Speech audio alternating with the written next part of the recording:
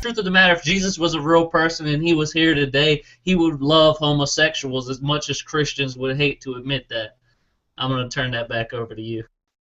Well, he did hang around with 12 guys, so, you know, there's no doubt in my mind that he would be okay with homosexuals. But in all honesty, like, you know, he hung out with sinners. He hung out with prostitutes, tax collectors, what have you. So, yeah, that was his thing. He wouldn't be sitting here ridiculing them. And, you know, that's the thing is these Christians, it's not all Christians, obviously, but these Christians who are so fervently anti-homosexual, you know, they're so concerned with worrying about these laws in Leviticus, or that, you know, that it's somehow so much worse of a sin than anything else. You know, I thought a sin is a sin. You know, they can all be forgiven, and you shouldn't judge somebody on that. But, you know, they like to kind of, you know, cherry pick their way around things, as we all know. As far as, you know, getting back to the rapture, yeah, that you're right. That's not biblical, and I also found that out too, because back when I was a Christian, I was reading the whole Left Behind series, you know, all the books and everything, and then I came to find out that that's actually not in the Bible. That it was actually kind of brought out to the forefront in the 19th century, I think specifically by one preacher. But that's kind of how things operate. That's how things work within religion and culture, and you know, that's how how Dante's Inferno and Paradise Lost, those influence how Christians view hell today, even though that's not biblical. And it's the same thing with the rapture. People use this fan fiction, essentially, from these Left Behind books that have popularized the rapture, and they have this idea that that's actually something that's in their theology and actually something that they're expecting to happen.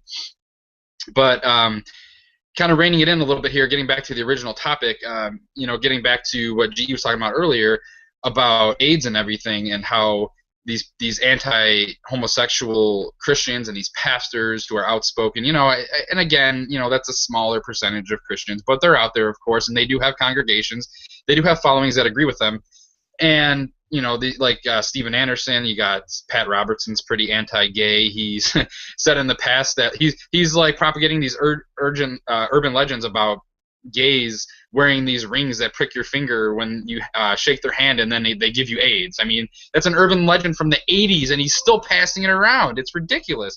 And, you know, like G.E. was saying, they just go back to, like, the 80s when we were first learning about AIDS, and they go back to these news reports, or when things, you know, we're just trying to figure out what the hell was going on. And they try to point to that and be like, oh, yeah, look, it's all a cover-up since then. This is the real story. Well, no, that's not the case. You know, back then we were trying to figure out what the hell this new disease was and where it was coming from and why it was disproportionately affecting gay men. You know, and we've obviously done all that work now, and we're far less ignorant as we were back then. And we understand that, you know, it's a communicable disease. It's bloodborne. It can affect anybody. It can be, you know, through needle sharing. It could be through sex, whether it be heterosexual or homosexual, although homosexual men are far more likely to get it. It could be through blood transfusion, another, you know, a bunch of other ways of getting it, obviously, as we all know by now.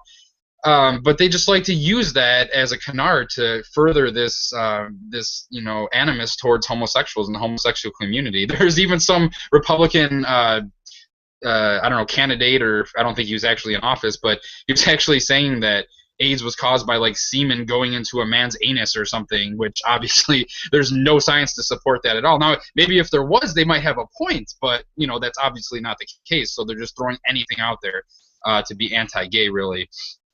So that just happens to be the way that the HIV virus operates. It just happens to infect gay men more frequently because of the, you know, the mechanics of homosexual intercourse, obviously.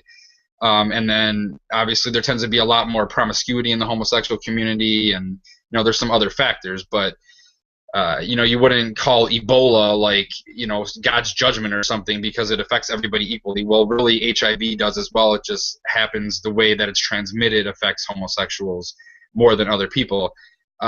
So basically where I wanted to go with this was, you know, to kind of compare and contrast the efforts or the struggles of the LGBTQ community with the atheist community, or, you know, non-believers, humanists, whatever you want to call them, with their struggle for equality and just their status as a minority in the United States and how they're treated pretty much by the majority Christian population. We do face similar, you know, I don't want to call it oppression necessarily, but there's definitely animus, you know, towards both communities. And obviously both communities aren't mutually exclusive. You can be a gay atheist, a lesbian atheist, or what have you.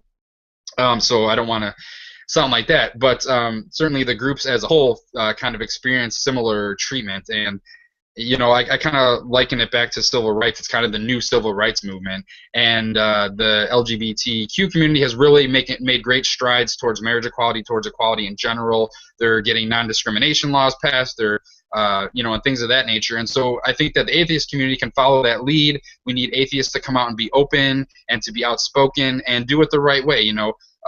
If you call it atheist pride if you want or whatever, but we need to be out there and we need to set a good example so that people know that they have friends and family that are atheists, just like the gay community did. And once people realize that, it'll start to normalize it. It'll start to get people to understand where you're coming from and that we just want to be treated equally. We all know the struggles that the gay community is going through, but there's also several states that still have laws on the books where atheists can't run for public office. Now, obviously, they're unenforceable, but they still exist. And then there's discrimination in other ways, like Ken Ham's Ark Encounter was discriminating. They wouldn't hire non-Christians. Now, that's not specific to atheists, but just by not being a Christian, they wouldn't hire you. And because of that, they did lose their tax breaks, thanks to the great journalism of Dan Arl and some other people. But, that's just another example. There's also, basically, so atheists have to deal with things that aren't necessarily discriminating against us, personally, but things like, putting up Christian or religious displays on government property, or having prayers to open public meetings that are sectarian in nature. So those are things that do affect us as a community. I'd like to, compare the people who are against our struggles with these things, to people who were, at one point in time, having, colored people, as they called it back then, and white people drink from the same water fountain was a radical idea. And in the same manner, having gender-neutral bathrooms where transgendered people can choose which bathroom they're more comfortable in, that seems like a radical idea to some people who don't understand what transgenderism is, what homosexuality is. To them, they just want to paint them as like deviants, as pedophiles, as sexual abusers, and things of that nature, when they just are ignorant and they don't understand. So something like that seems radical to that same kind of ignorant group of people, but hopefully with time there will be education and people will learn to understand why we're fighting for these things. Just pretty much that's what I have to say about it. It's just that there's some things that are similar and there's some things that are a little bit different, but we're both fighting for equality essentially. We know that homosexuality isn't a choice. It's something that's inherent. Now, certainly you can choose to engage in homosexual behavior. That doesn't make you a homosexual per se. Like, I'm a perfectly straight man, but if I were just to decide to have homosexual intercourse with somebody, that doesn't make me a homosexual. That just makes me a straight man who decided to engage in that activity, that behavior. Whereas homosexuality is actually an inherent attraction to the same gender or same sex. And at the same time, atheism, it's not really a choice.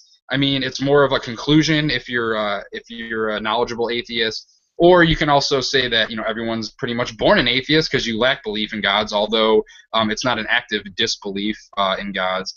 There's some similarities, some differences, but basically the point I want to make is just to encourage atheists and humanists and non-believers to take the LGBTQ community's Q and their efforts and what they have done in the past 10 or 15 years, apply that to our atheism, our non-belief, and it's going to be an arduous process. It's going to be long. It's not going to happen overnight.